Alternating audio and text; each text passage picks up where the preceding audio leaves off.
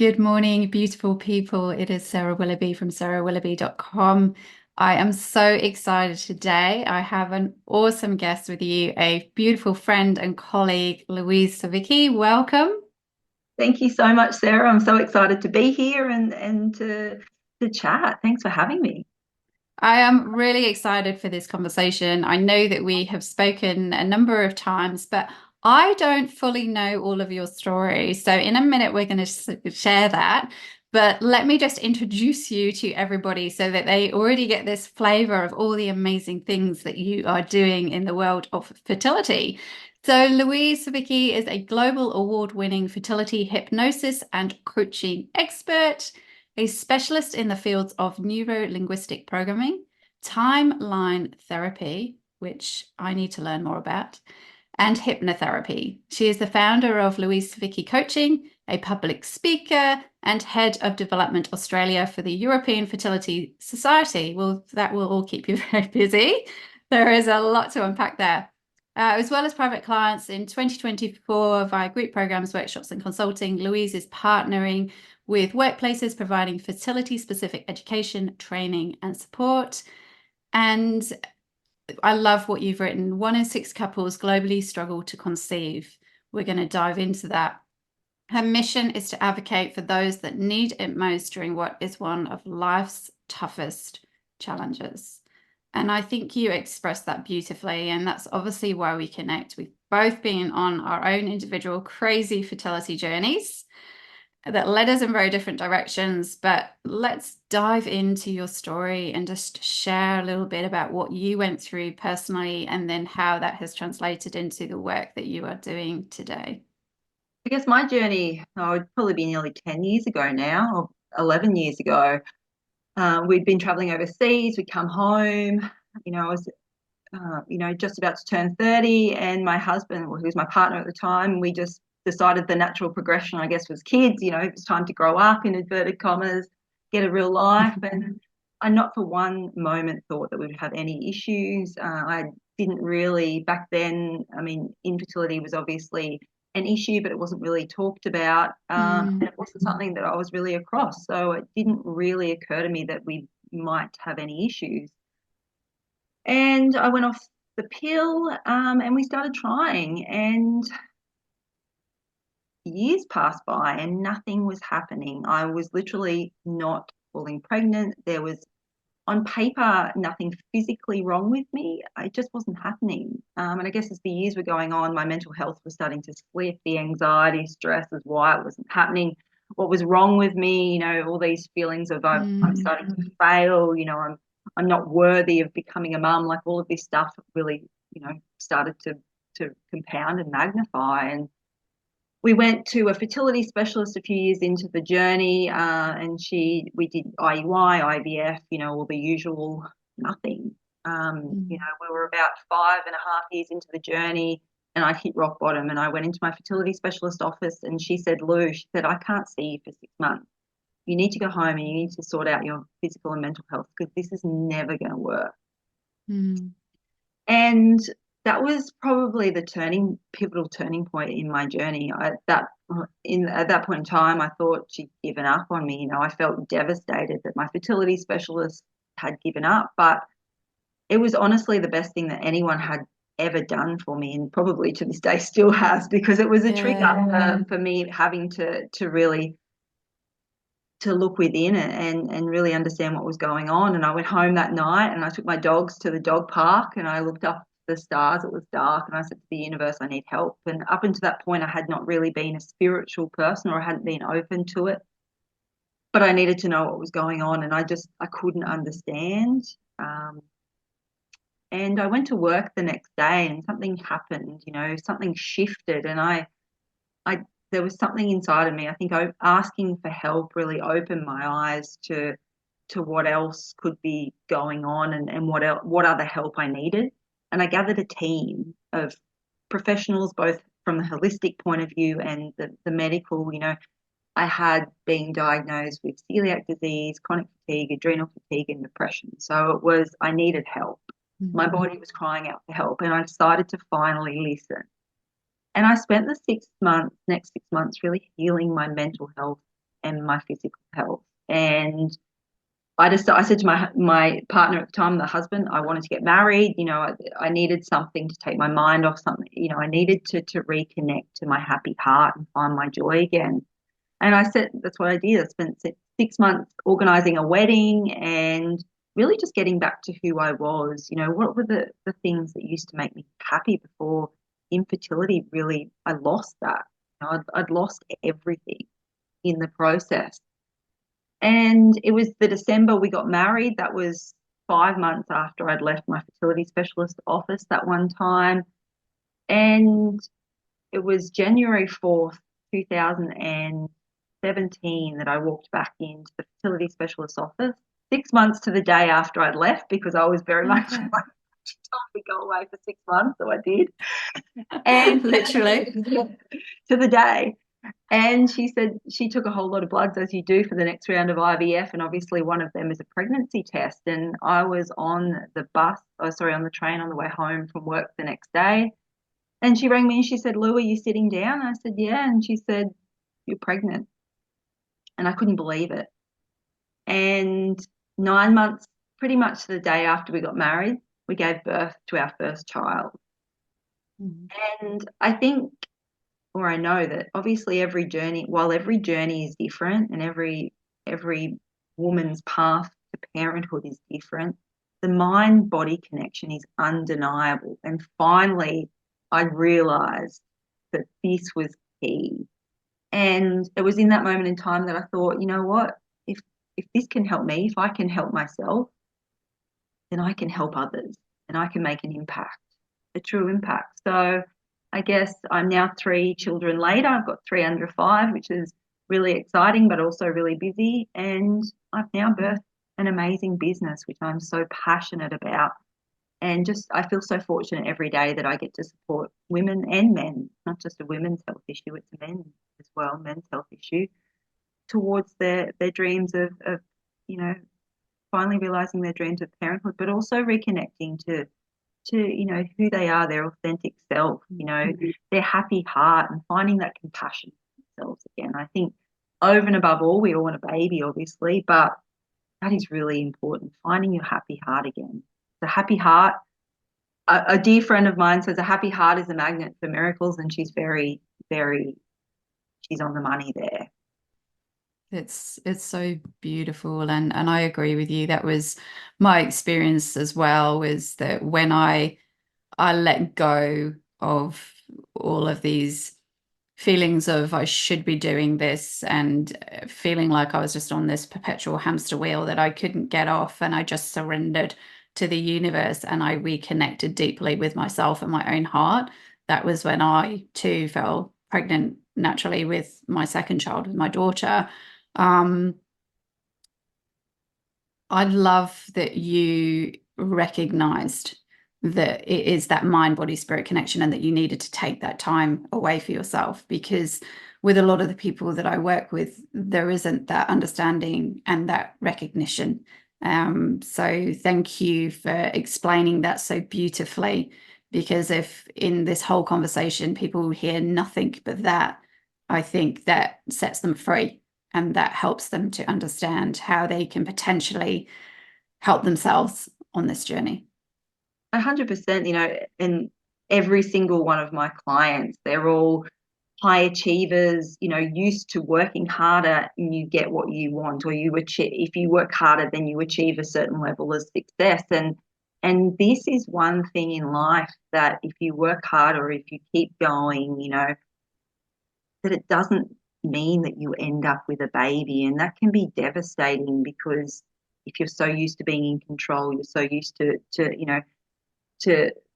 associating strength with success. I think understanding that, being vulnerable, asking for help, saying that, you know what, I'm not okay and I need help in order to help me move forward, is a sign of strength. It's not a sign of weakness. It's okay to say, I'm not okay. And I think, like you said, once you surrender to your vulnerability and show yourself some compassion and love, that's when you can start truly moving forward. towards your dreams. And you know, it's such a beautiful place to be because you can finally just breathe. You know, people, you know, we all stop breathing, don't we? Because we just need, you know, we're constantly living in this fight, flight, stress response, cortisol levels through the roof. We're too scared to breathe because if we stop and breathe, then what, you know, what will we find? But once we surrender, like you said, and truly allow ourselves to breathe, to rest, to reset, and to say, you know what, it's actually a strength to say, I need help or I'm not okay. It's such a beautiful place to be. Yes, and I think it takes a lot of courage to be able to get to that place as well. So I think there's an acknowledgement from both of us, and that this journey isn't an easy one. That journey of surrendering, which is very different to letting go. It isn't giving up on your dream. It's just allowing, for me, it was allowing the universe to step in and co-create with me, realizing that I didn't need to do this completely by myself.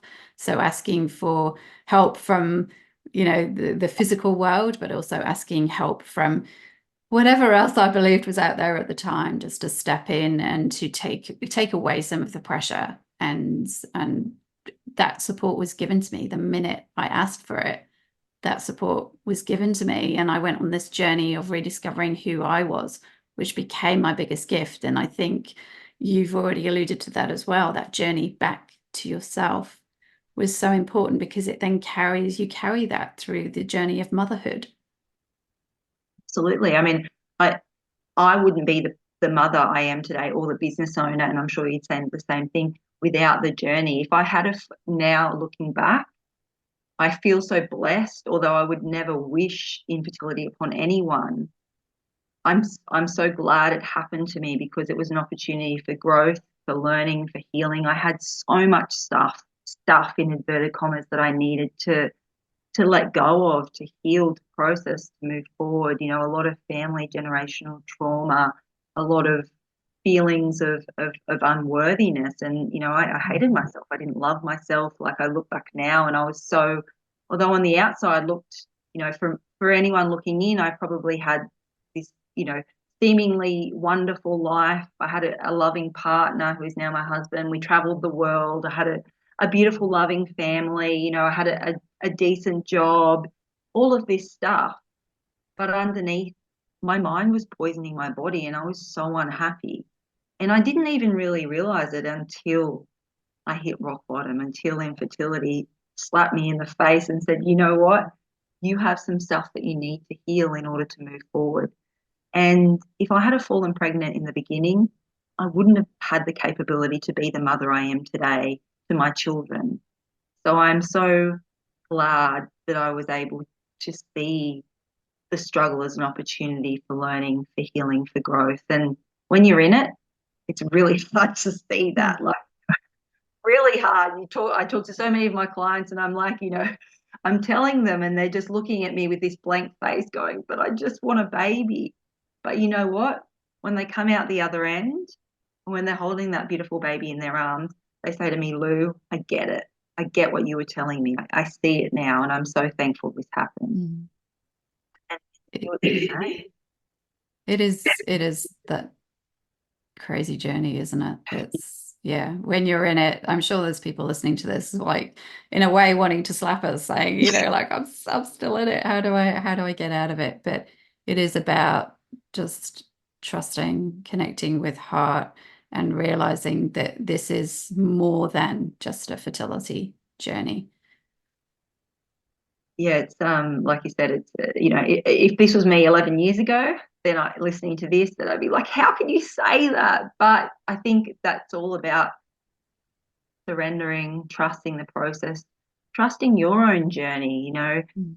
concentrating on your journey and what you need to do to move yourself forward. I think then gets rid of a lot of the background noise and takes a lot of you know, I was living in a victim mentality for a very long time, and I think that's where we get caught up, and that's kind of the why me and why is everyone else around me falling pregnant?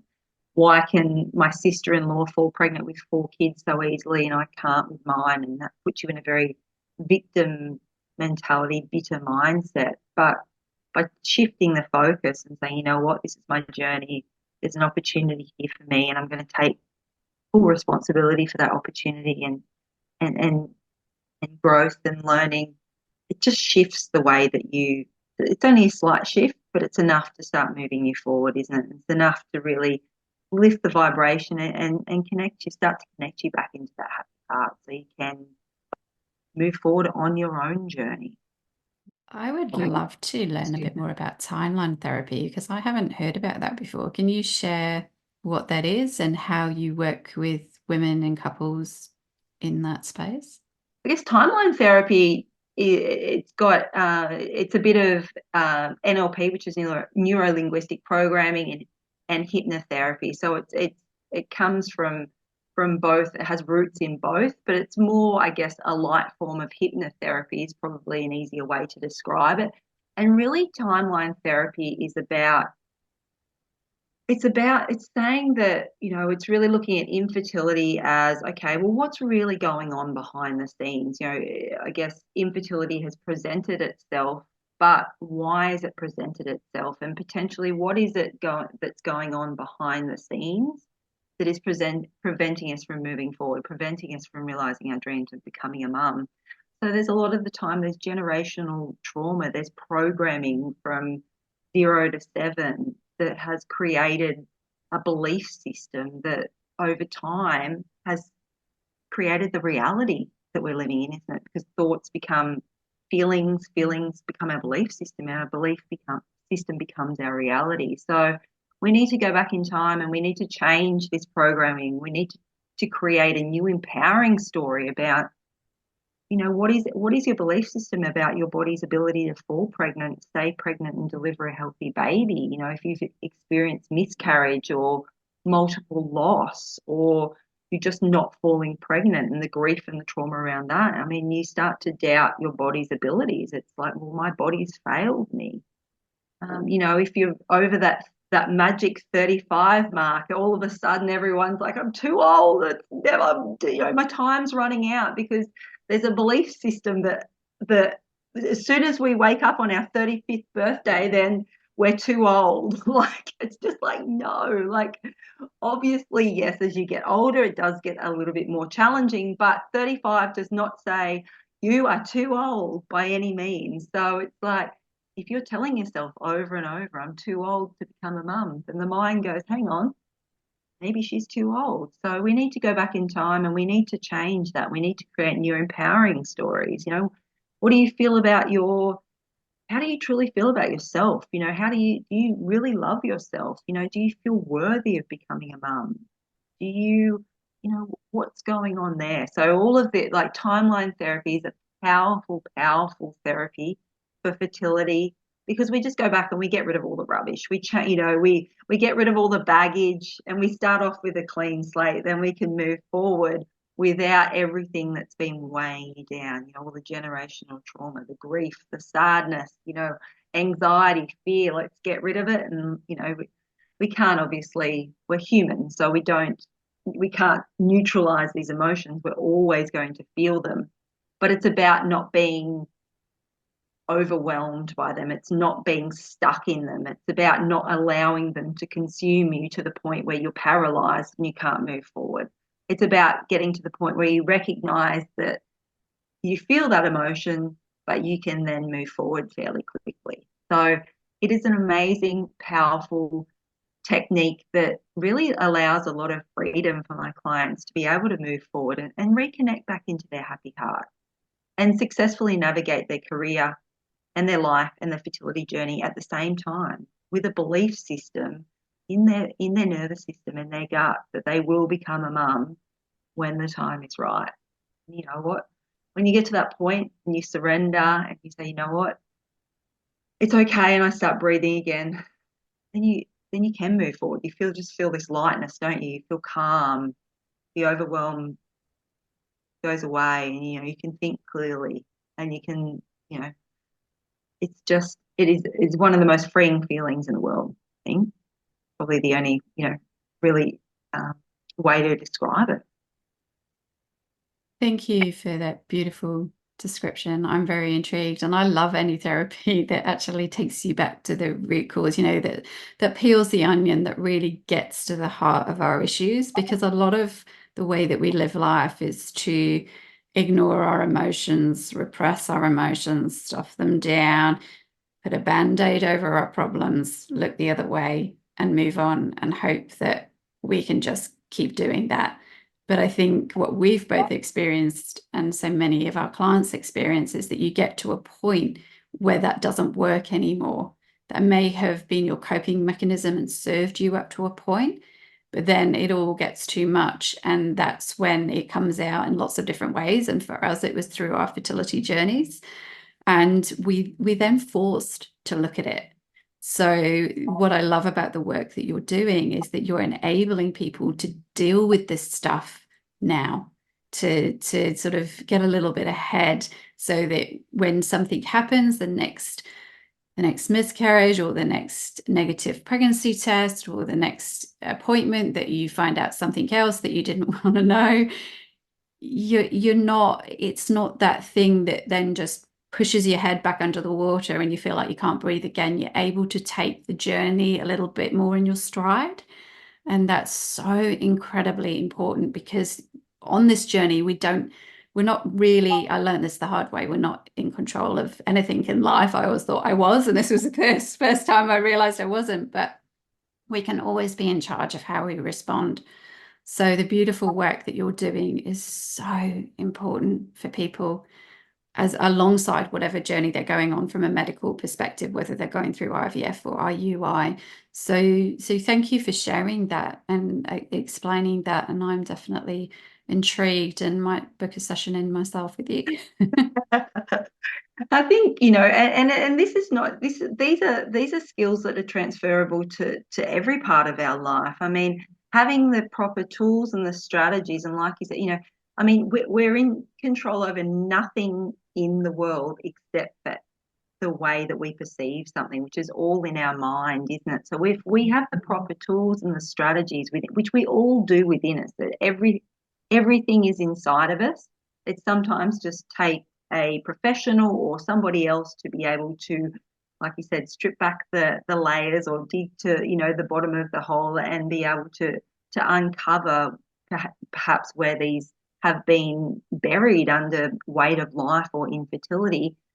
It's transferable, into the workplace. It's transferable into relationship issues. When we are triggered in some way, stress, anxiety. I mean, this as well. It's all masking fear, and fear is a future-based emotion, and fear is based on something that hasn't happened yet. So we're making up these stories in our head about potential of something that hasn't happened, and then we are creating this stress and anxiety in our body. Stress response. So understanding that, hang on, I'm creating something in my mind that hasn't, a story or a narrative in my mind that hasn't happened. Let's strip that back. Let's work out where that's coming from.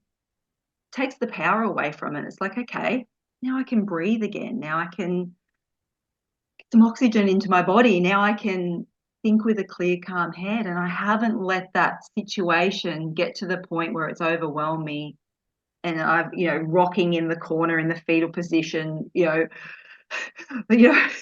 with in a complete mental overwhelm over something that hasn't happened yet, which we all do. But once you realize that you do have the power to control that situation, it's the most empowering, feeling in the world. And you once you feel like you've taken a little bit of control back, even though you don't have control over anything that's happening in your life, knowing that you can control your mindset and your perception is everything. It changes everything. It changes your whole life, doesn't it? It's incredible.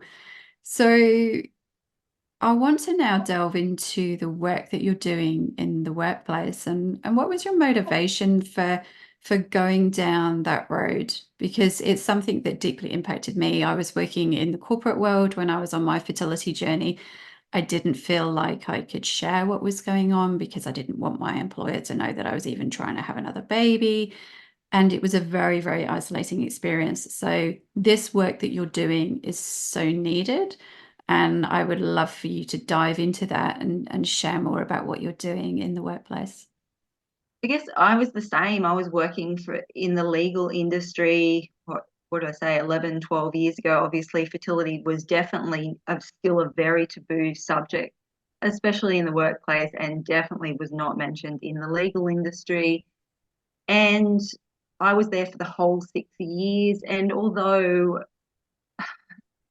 I mean, it was hard. There wasn't much empathy given to me. There wasn't much education. There wasn't really much understanding of my situation. Obviously, my mental health had declined significantly, which impacted my ability to perform my role.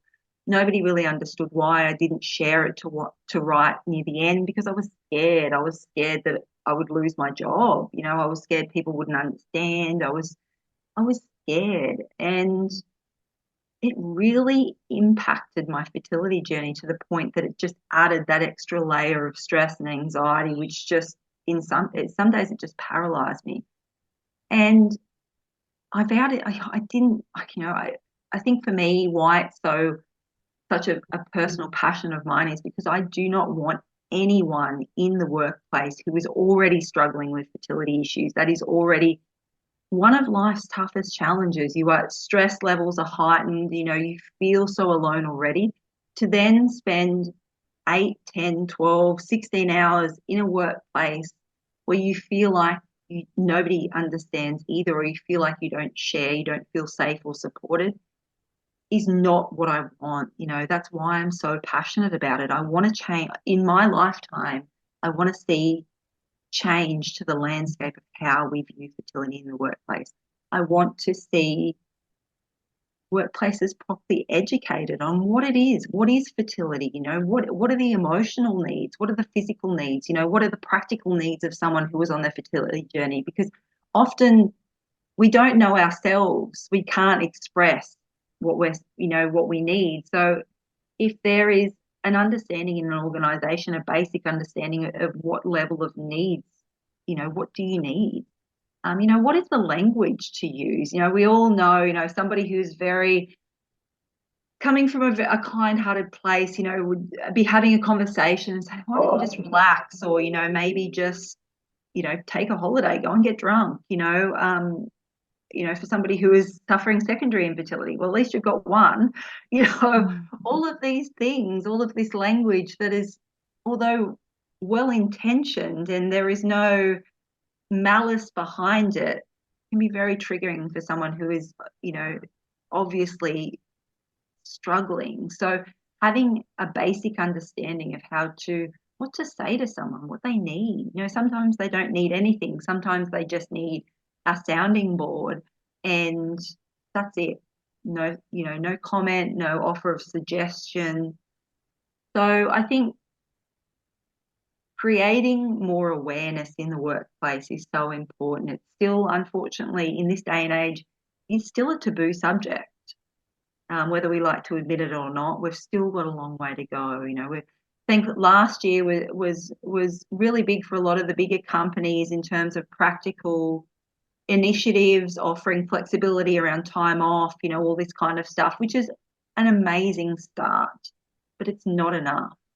And we need to focus on the emotional and the mental well-being, and have a greater understanding of the emotional and mental well-being of fertility, people who are struggling with fertility in the workplace. And so they feel safe, they feel supported, they feel understood and heard. And obviously the benefits for the organization is creating an organization that is happy, that is, that mental well-being is at the top of the agenda. And obviously productivity then is a byproduct of all of this as well, isn't it? Productivity increases. Happy employees means a productivity, environment that is high for workplaces. So, I just think it's so important. We're getting there. The UK, it's big in the UK. It's really big in America as well. And we're getting there. So it's baby steps, one foot in front of the other. But I'm determined to to keep showing up for those that need it most in the workplace, to keep having the discussion, to keep the lines of communication open. So eventually it is at the top of the wellbeing agenda for Australia. And you know, we're getting there. We're a couple of years off, but we're getting there. Thank you personally for the work that you're doing and being prepared to be the one that's driving this change. And as you said, it may be baby steps, but every step that you take is creating such a different future, not just for our generation, but for future generations. And those people we will never have the privilege to meet. So you're leaving a legacy, Lou, a massive legacy. And I wish that I had known somebody like you when I was on my fertility journey, just knowing that you were even out there, that even existed, that somebody understood that would have made all the difference to me and where I was at and my mental, emotional, physical, spiritual well-being. So I just want to say thank you from myself and from all those people that will never be able to say thank you to you. You know, the work that you're doing is incredibly powerful, and I have huge respect and gratitude for that. So thank you. Oh, I'm going to cry. Thank you. Thank you. So, well, I feel the same about, I think fertility or infertility is, to, it is one of life's toughest challenges. And when all you want is a baby, I think as women, I think we find it particularly hard because if you strip it all back, we have one job on this earth to procreate, don't we? I mean, not every woman on this earth wants to have a baby, and that is completely their decision.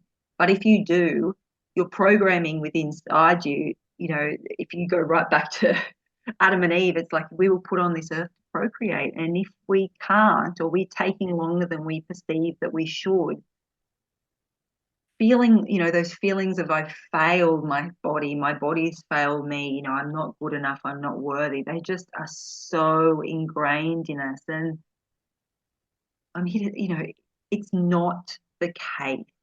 I think if anyone gets anything from this chat is you are not a failure. You have not failed.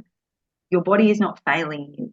It is just a journey that you're on, and you will get there if you surrender and do the work that you need to do in order to move forward. I think that's really important. That's, none of us have failed. It's just our journey in life, the path that we have to walk. And, I think that's why it makes it so personal. I think, like I'm sure with you, with each and every one of your clients, just to see one person not to shift slightly or not have to struggle that little bit, or, even just to watch the transformation of these women, like I wouldn't do anything else in the world, because that if you just change one person, or you just, contribute to supporting that change in that one person, then it makes everything else, all the hard stuff, worthwhile.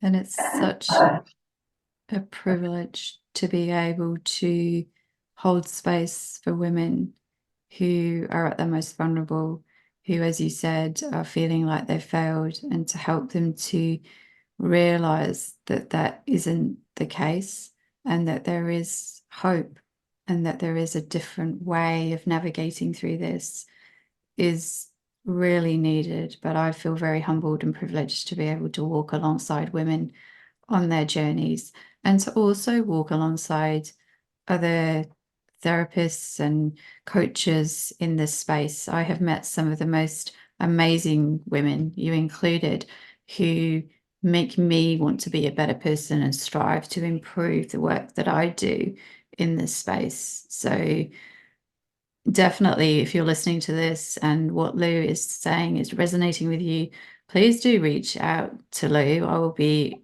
sharing her details in a minute of how you can work with her. But in terms of the work that you do with women and men, what are some of the tools and the strategies that they can start to implement into their lives now, both personally and from a sort of career perspective, that will help make this journey a bit easier? I think breathing is key. It seems like such a, I don't know, we just breathe naturally. You know, unconsciously, we just wake up in the morning and we just assume that we're going to take our next breath, don't we? But I run a program called Your Fertility Revolutionized. And last week, all of the women were talking really fast and they're all really slow. And I was like, I think we just need to stop and breathe. And I threw everything that we were going to do out the window. And I said, today, we're going to learn to breathe, because we forget to breathe, and then our oxygen becomes limited, and then our brains become overwhelmed because we can't breathe, and with brain fog takes over. And then, you know, if we just allow the space to breathe, and I have a really amazing exercise, or a little double belly breath, it's called, and it's literally take a deep breath in, just a natural breath, and then just take 20 or 30% more, and then breathe out. And as long as the out breath is longer than the in breath, then that's all that matters.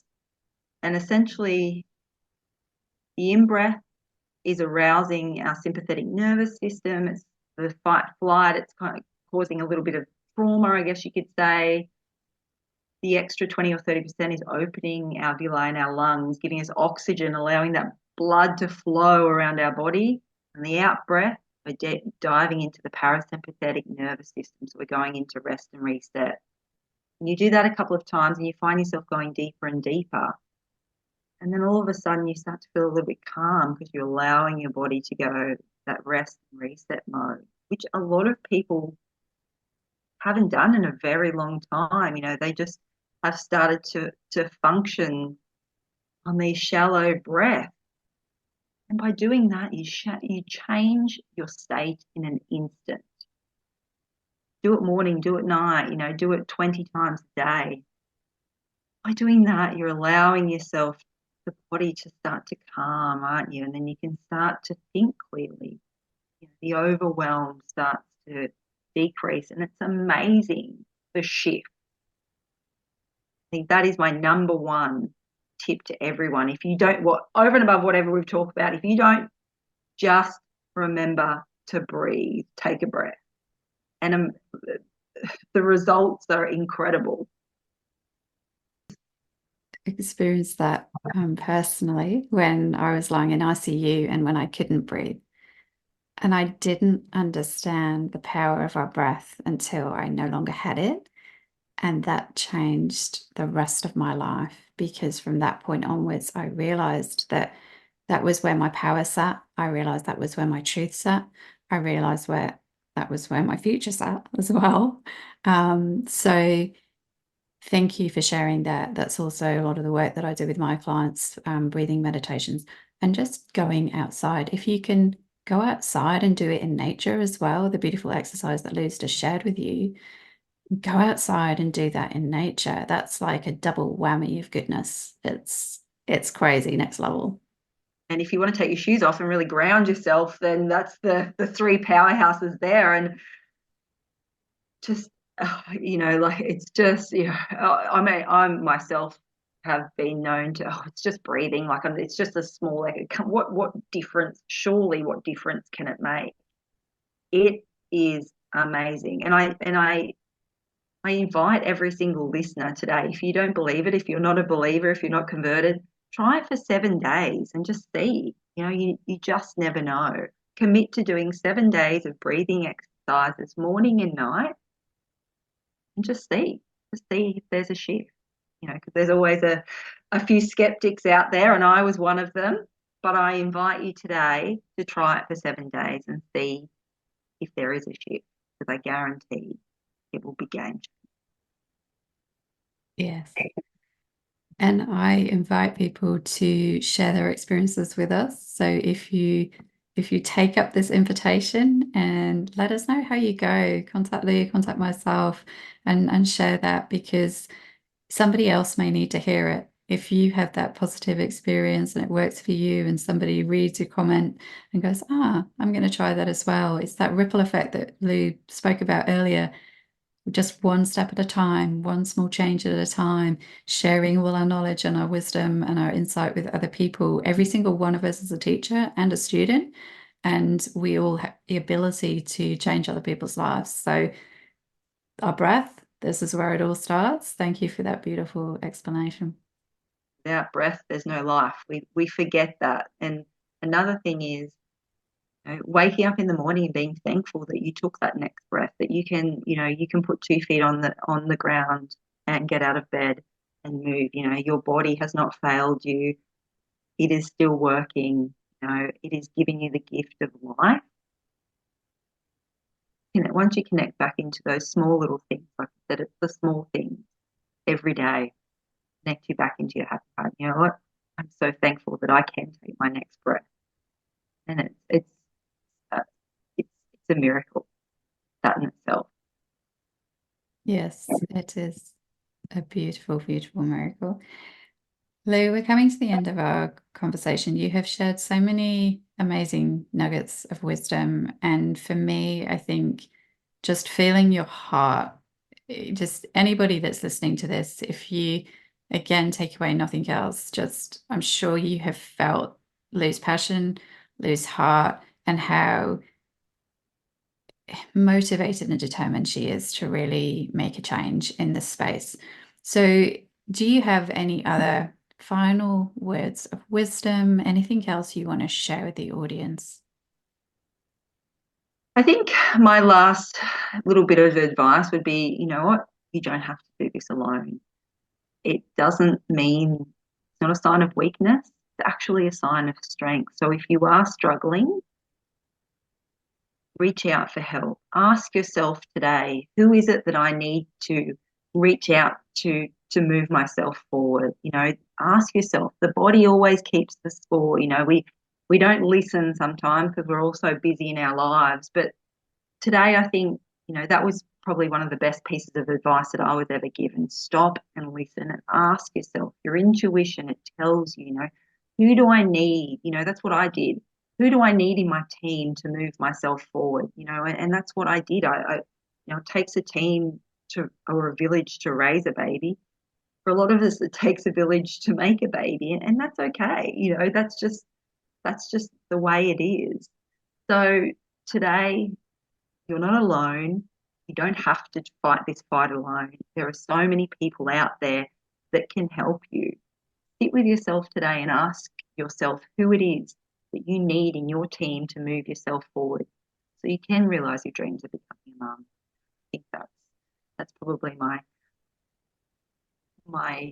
you know the piece of advice that I strongly urge you to take up.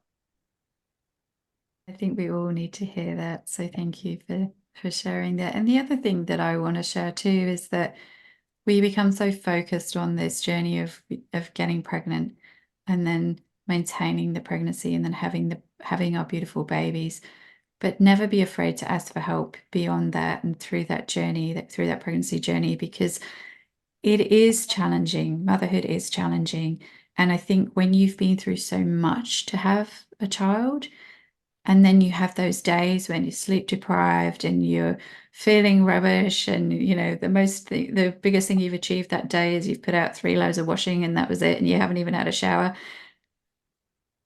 There's still help out there. There's still people to support you through that. And that was something that I struggled with, the pressure of being so incredibly grateful that I'd had my second child, this beautiful girl that I had seen in my dreams for years, but hadn't quite come into my reality. And then when she arrived, I just felt this pressure to be the perfect mum, the perfect wife, the perfect friend, and have everything held together. And there were days when I really didn't. And so this journey continues. It's ever evolving. So that is why, even more so, the work that Lou is doing, the tools, her strategies, her wisdom is something that you can take throughout your life, throughout the next part of your journey, whatever that looks like, with or without a baby. This is about coming back to ourselves, coming home to ourselves as women, and really just yeah, it's all about self-discovery, and it's always taking us one step closer to ourselves. Absolutely. I think, I 100% agree. And we all, I guess, we're all chasing that elusive happiness, or, when we get this, we'll be truly happy. But It is completely possible to be happy in this moment. And it's just about understanding how and why deprive yourself.